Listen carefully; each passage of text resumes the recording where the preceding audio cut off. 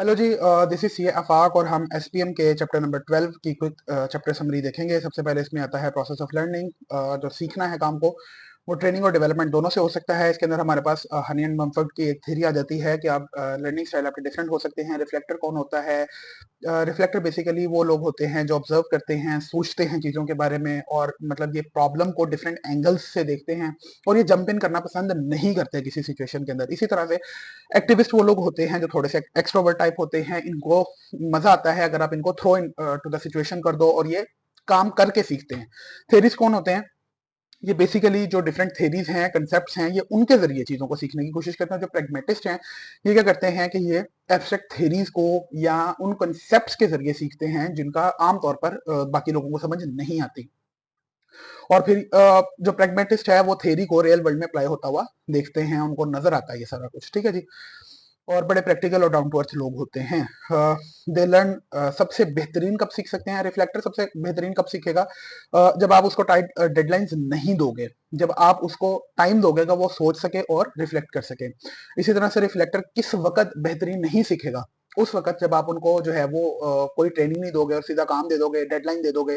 ठीक है जी। और इसका प्रेफर ट्रेनिंग मेथड क्या होगा कि आप इसके इंटरव्यूज करो, वन टू वन डिस्कशन हो, फीडबैक हो। इसी तरह से एक्टिविस्ट की बात करें तो ये अच्छा तब सीखेंगे जब आप इनको न्यू एक्सपीरियंसेस के अंदर जंप इन कर दो और इनको कहो कि आप लीड करो। ठीक है। और ये अच्छा नहीं सीखेंगे जब आप क्या करोगे, इनको कहो जी लेक्चर सुनो, लॉन्ग एक्सप्लेनेशन सुनो, इनको मजा नहीं आएगा। और ये सबसे अच्छा इनका प्रेफर्ड कौन सा तरीका होगा कि इनको कोई रोल प्ले दे दिया जाए, ग्रुप डिस्कशन करवाई जाए। इसी तरह से जो थेरिस्ट हैं, जब आप इनको कम्प्लेक्स सिचुएशंस के अंदर डालोगे जहां पर इनको थेरीज को अप्लाई करने का मौका मिले, तो ये बहुत अच्छे से सीखेंगे। और ऐसी सिचुएशंस जहां पर इनको पार्टिसिपेट करने का कहा जाए, जहां पे इमोशनल या फीलिंग्स जो है वो इंपॉर्टेंट है, वहां पे ये नहीं सीख सकेंगे, क्योंकि थेरिस्ट जो है वो इमोशंस को साइड पे रखता है। अच्छा जी, ये बेहतरीन किस तरह से सीख सकते हैं? मॉडल से, स्टैटिस्टिक्स से, बैकग्राउंड इन्फॉर्मेशन से। प्रैग्मेटिस्ट जो हैं, इनके पास एक अपॉर्चुनिटी होती है। जब आप इनको एक अपॉर्चुनिटी दो कि ये जो आइडियाज और थेरीज हैं उनको प्रैक्टिकल सिचुएशन में अप्लाई करें, तब ये बेहतरीन काम करेंगे। ठीक है। और ये कब काम नहीं करेंगे कि जब सारे के सारे काम जो है वो थेरी है। ठीक है जी। या फिर कोई इमीडिएट पर्पज नहीं है कि हो क्या रहा है। ठीक है जी। और ये किस तरह से बेहतरीन सीख सकते हैं? डिस्कशन से, केस स्टडी से, प्रॉब्लम सॉल्विंग से। ठीक है जी। और ये organisation person to person vary करेगा कि उसको कौन सा स्टाइल जो है वो सूट करेगा। फिर बैरियर्स टू लर्निंग आ जाते हैं। सबसे पहले मोटिवेशन है कि इंसान की मोटिवेशन नहीं रहती, उसमें स्कूल में जो है वो अंडर अचीव रह गया, या वो कोई बहुत बड़ा मकसद था जिंदगी का जो अचीव नहीं कर पाया, या उसका जो बॉस है वो उसको जो है वो इस तरह से ट्रीट कर रहा है कि उसको लग रहा है कि यार मेरी वैल्यू नहीं है, या फिर उसको इतना ज्यादा जो है वो बर्डनाइज किया हुआ है तो उसके पास टाइम ही नहीं है कुछ सीखने का। ऑर्गेनाइजेशन अगेन, ऑर्गेनाइजेशन के अंदर बहुत से मसले हो सकते हैं कि ऑर्गेनाइजेशन चाहती ही नहीं है कि उनके एम्प्लॉयज सीखें, वो उनको इतना टाइम ही नहीं दे रही, या ऑर्गेनाइजेशन अफोर्ड ही नहीं करती कि वो इतना अपने एम्प्लॉयज को जो है वो फ्री टाइम दे सकें। सुपरवाइजर और मैनेजर्स हो सकता है कि इंटरेस्ट ही ना शो करें। ठीक है, डेवलपमेंट के अंदर। और ट्रेनिंग इटसेल्फ बाज़ औक़ात हो सकता है कि जो ट्रेनिंग है वो पुअरली ड्राफ्टेड है, जो ट्रेनर है वो अच्छे से ट्रेनिंग को डिलीवर नहीं कर रहा, बहुत बोर्डम से ट्रेनिंग हो गई है, या ट्रेनिंग का मटेरियल जो है वो अप्रोप्रिएट नहीं है। डिफरेंट तरीके हो सकते हैं। इसी तरह से हमारे पास ऑर्गेनाइजेशन डेवलपमेंट आ जाता है कि ऑर्गेनाइजेशन को अपने टाइम टू टाइम जो है वो डेवलप करवाना है सिस्टमैटिक अप्रोच के साथ, ताकि जो सस्टेन्ड ऑर्गेनाइजेशन परफॉर्मेंस है वो आप देख सको। इसके अंदर हमारे पास कुछ बेनिफिट्स हैं कि आप लीडर्स को और जो इंडिविजुअल एम्प्लॉइज हैं उनको एम्पावर करते हो।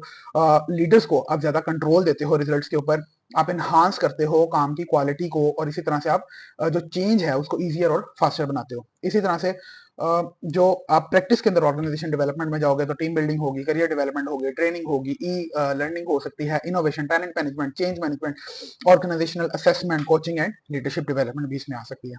इसी तरह से हमारे पास role of training and development. Training basically क्या है? ट्रेनिंग एक प्लान प्रोसेस है जो मतलब आपकी सबसे पहले देखा जाएगा कि आपको जरूरत किस चीज की है, ट्रेनिंग नीड क्या है आपकी, उसके मुताबिक कंटेंट को डिजाइन किया जाएगा और फिर आपको सिखाया जाएगा। ये है ट्रेनिंग।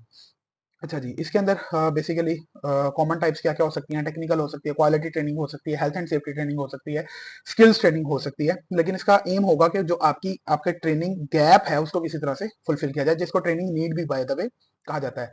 एजुकेशन क्या है जी? कि आपकी जो बेसिक स्किल्स होती हैं, नॉलेज होती है, उसको ये चीज इंप्रूव कर देती है, और ये जरूरी नहीं है कि काम से रिलेटेड हो। इसी तरह से डेवलपमेंट है। जब भी आप as a chartered accountant qualify कर जाते हो तो आपने एक लफ्ज अक्सर सुना होगा, सीपीडी, कॉन्टिन्यूस प्रोफेशनल डेवलपमेंट। तो डेवलपमेंट ये है कि आपने अगर एक चीज को अटेन कर लिया है तो सिर्फ अटेन कर लेना काफी नहीं है, विद द टाइम उसको अप टू डेट भी रखना है नॉलेज को, और कोशिश करनी है कि आप उसके अंदर मजीद अपने आप को डेवलप करते जाओ। अच्छा जी, बेनिफिट्स क्या है जी?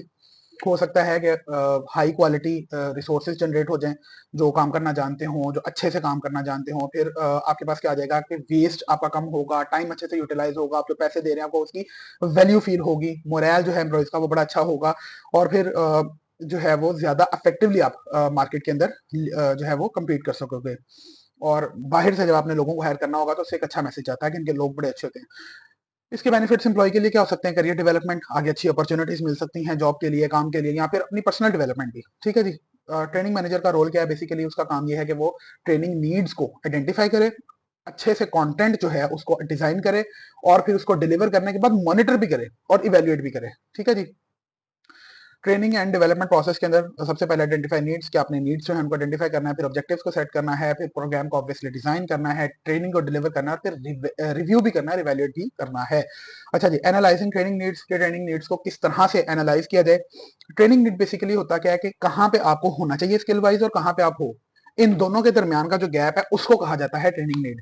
इसी तरह से जो ट्रेनिंग गैप है बेसिकली क्या है कि वही है द सेम थिंग कि स्किल्स के अंदर जो गैप है। ठीक है जी। तो ट्रेनिंग जो नीड्स हैं उनको आप स्किल्स को और नॉलेज को कंपेयर कर सकते हो कि आपको क्या चाहिए उस पोजीशन के लिए। ठीक है जी। और उस तरह से फिर आप जो है वो, अच्छा इसके अंदर है कि ट्रेनिंग नीड्स को किस तरह से मीट किया जा सकता है। टॉप डाउन प्लानिंग भी हो सकती है। टॉप डाउन प्लानिंग का मतलब है कि जो ट्रेनिंग मैनेजर है वो खुद जाके जो है वो सबकी असेस कर रहा है या उनके मैनेजर से पूछ रहा है। और बॉटम अप एप्लीकेशंस भी हो सकती हैं कि जो इंप्लॉइज हैं वो खुद जाके अपने ट्रेनिंग मैनेजर को बता रहे हैं कि हमें फलानी चीज के अंदर, फलाने एरिया के अंदर इंप्रूवमेंट की जरूरत है।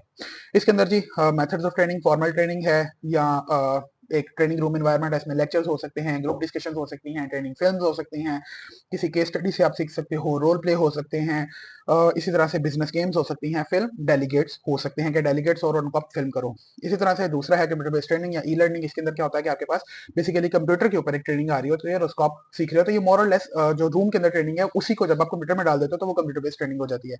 इंडक्शन है जी। इंडक्शन में क्या होता है कि आप अपनी ऑर्गेनाइजेशन के डिफरेंट डिपार्टमेंट्स के साथ अपने लोगों को मिलवाते हो। ये इंडक्शन का एक जो है वो तरीका है लोगों को सिखाने का। Training in the work place क्या है कि आप उस एक्चुअल वर्क सिचुएशन में लोगों को डाल देते हो और कहते हो कि हमें काम करके दिखाओ। ठीक है। और मतलब बाकी सबके साथ काम किया जाता है। Training in the work place basically जो हमारी आर्टिकलशिप होती है दैट इज दिस। और फिर वर्क शेडोइंग है कि आप ये कहते हो कि ठीक है, हम आपको जो है वो इस तरह से करते हैं कि एक प्राइमरी जो स्कूल्स होते हैं अक्सर उनमें ये किया जाता है कि एक टीचर होती है और साथ एक असिस्टेंट होती है। वो असिस्टेंट बेसिकली उनको सिर्फ टीचर को ऑब्जर्व कर रही होती है, दैट इज वर्क शेडोइंग। ठीक है जी। अच्छा, डेवलपमेंट के क्या क्या मेथड्स हैं? सबसे पहले जॉब रोटेशन है कि आप जो है वो किसी डिफरेंट काम में बंदे को डाल देते हो। सेकंडमेंट है कि आप एक जगह से उठा के किसी बंदे को दूसरी जगह डाल देते हो। सेकंडमेंट से हम सब अच्छे से वाकिफ है। डेप्यूटाइजिंग फॉर मैनेजर, कुछ टाइम के लिए आप मैनेजर को छुट्टियों में भेज देते हो और किसी बंदे को कहते हो जी आप इनकी जगह लें। डेलीगेशन ऑफ रिस्पॉन्सिबिलिटी, कि आप उस बंदे की रिस्पॉन्सिबिलिटी में एडिशन कर देते हो। मेंटोरिंग, क्या आप जो है वो उनको कहते हो कि आप मेंटोर करो या फिर उनको मेंटोरशिप प्रोवाइड करते हो। अप्रेजल्स हैं कि आप उनका अप्रेजल करते हो। जॉब डिजाइन, जॉब डिजाइन में दो चीजें हैं, जॉब एनरिचमेंट और जॉब एनलार्जमेंट। जॉब एनरिचमेंट क्या है कि आप वर्टिकल जॉब एनलार्जमेंट करते हो, आप हायरार्की में उस बंदे को ऊपर कर देते हो। जबकि जॉब एनलार्जमेंट यानी कि हॉरिजॉन्टल जॉब एनरिचमेंट में क्या होता है कि आप उसका स्कोप ऑफ जो एक्टिविटीज है वो बढ़ा देते हो।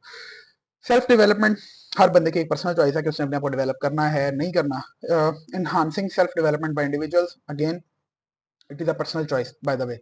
स्किल्स डेवलपमेंट प्रोग्राम की बात करें तो ट्रेनिंग नीड एनालिसिस है, मैनेजमेंट डेवलपमेंट प्रोग्राम है और ग्रेजुएट रिक्रूटमेंट प्रोग्राम जो कि डिफरेंट ऑर्गेनाइजेशंस करवा रही होती हैं। That was chapter number 12।